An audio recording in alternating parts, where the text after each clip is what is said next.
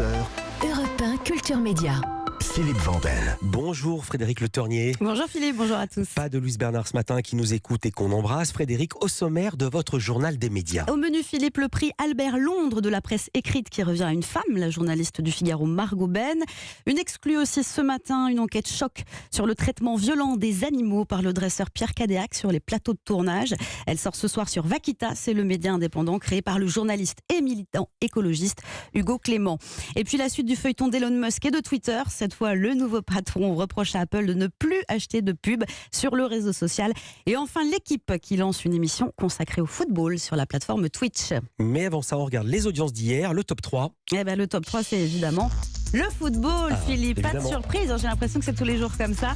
Sur TF1, c'était un petit peu plus tôt que le reste des programmes, c'était à 20h. Portugal, Uruguay, je sais même le score si ça vous intéresse. Le score, je le connais, c'est 2-0. 2-0, exactement. J'ai regardé, donc... Parfait, vous étiez nombreux à le regarder, près de 6 millions de spectateurs, 19,3% c'est la part d'audience. En deuxième, c'est sur France 2, la rediffusion de la série française policière L'Art du crime, pas loin de 3 millions de spectateurs hier soir pour cette série, mais c'est une rediffusion, elle avait fait plus bien sûr en 2021, 13,5% de part d'audience. En troisième sur le podium, encore une rediffusion, cette fois-ci c'est un film, Une intime conviction avec Marina Foïs, 2,45 millions de spectateurs et 11,8% de part d'audience. Et puis ensuite, évidemment, Pretty Woman, un peu loin derrière. C'est un classique, mais tout le monde l'a vu. Europe 1, le journal des médias. La journaliste franco-canadienne Margot Ben a reçu en Lettonie hier le 84e prix Albert Londres de la presse écrite. Oui, un prix qui distingue les grands reporters dans les domaines de la presse écrite, vous l'avez dit, mais aussi de l'audiovisuel et du livre. C'est pour ses articles retraçant la guerre en Ukraine qu'elle a obtenu cette prestigieuse récompense. Elle s'y était rendue en mars 2022, peu après l'invasion russe. Elle a pu rencontrer de jeunes Ukrainiens et des femmes qui partaient au front. Elle a raconté l'horreur des corps jonchant les rues. Elle ne parlait pas ukrainien et dit avoir eu tout à découvrir sur place. Un regard neutre qui a sans doute fait la différence. Le jury du prix a salué une plume singulière. Une exclusivité Europe 1 maintenant, une enquête sur le comportement violent d'un célèbre dresseur envers les animaux sur les plateaux de tournage qui va sortir ce soir à 18h sur Vaquita, le média indépendant dirigé par Hugo Clément. Mais on vous donne l'info ce matin. Exactement, média indépendant qui a moins de 15 jours, Philippe, moins de 15 jours d'existence et fait déjà beaucoup parler de lui. Le concept, c'est le suivant, au moins une vidéo engagée par jour et des journalistes investis qui vont recueillir les infos sur le terrain. Les abonnés seraient quant à eux comme des sentinelles. Le slogan: vous alertez, nous enquêtons. Hier, Raphaël Antoven nous disait tout le bien qu'il pensait avec le numéro spécial de Franc-Tireur, justement, sur les lanceurs d'alerte. Et Hugo Clément en est un, il nous raconte comment tout a commencé autour de l'affaire de ce soir.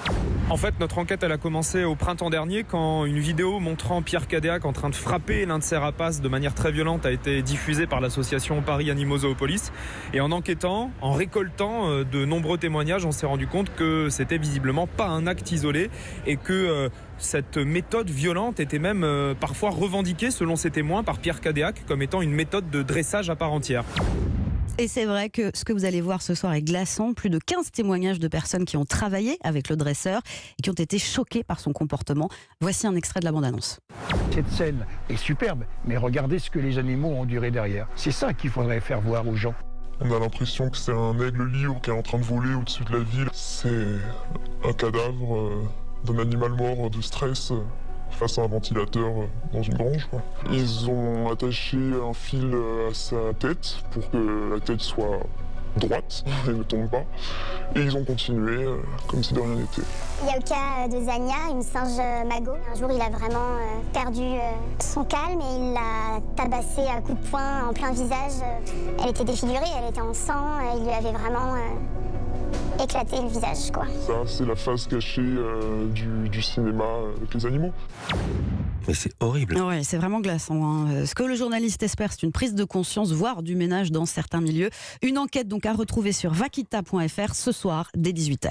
Quand c'est fini, ça recommence. On évoque maintenant la suite du feuilleton d'Elon Musk et de Twitter. Eh oui, on a l'impression que les rebondissements ne s'arrêteront jamais. Alors cette fois, le nouveau boss du réseau n'est pas content, car la marque Apple n'achète plus de publicité sur Twitter depuis qu'il a racheté l'Oiseau Bleu.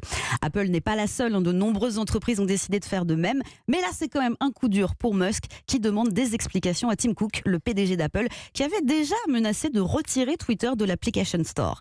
Elon Musk crie au scandale et invoque de la censure.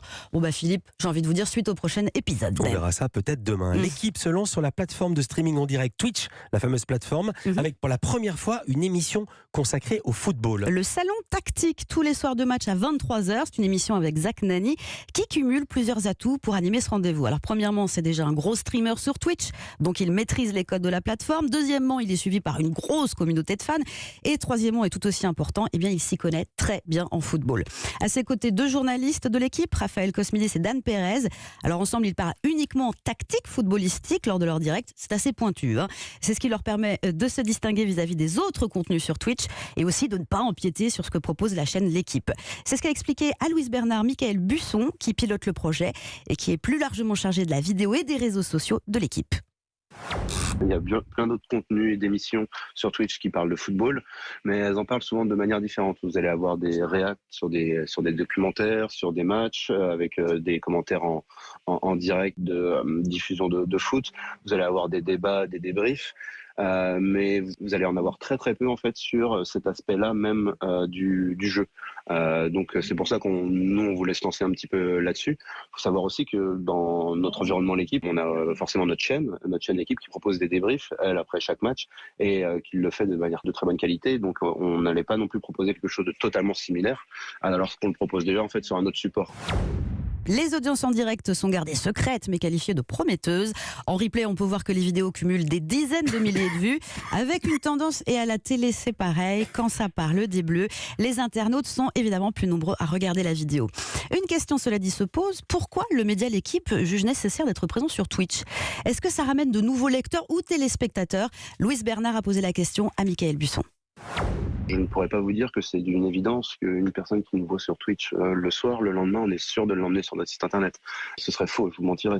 En revanche, on estime quand même que ça nous permet au moins d'exposer la marque L'équipe, d'exposer son expertise à un nombre encore plus grand que ce qu'on peut faire quotidiennement, et que donc peut-être demain, ces personnes-là soit la découvriront, parce que c'est des personnes soit qui l'ignoraient jusque-là qu'on faisait des choses comme ça, soit c'est des personnes qui tout simplement nous avaient fui parce qu'ils ne se reconnaissaient plus dans ce qu'on pouvait faire aussi. Donc c'est aussi une manière pour nous de tout simplement d'aller toucher a priori une audience plus jeune, mais aussi peut-être une audience qu'on n'a soit jamais touchée, soit perdue, ou alors qui nous ignore encore jusque-là. Ce soir, L'équipe sera en direct à 23h sur Twitch, donc comme chaque soir de match pour son salon tactique. Merci beaucoup Frédéric Le Tornier. Toutes ces infos à retrouver dans notre newsletter média, je vais arriver à le dire. Inscription gratuite, c'est sur europe1.fr. On vous retrouve demain pour un nouveau journal des médias. On embrasse Louis Bernard.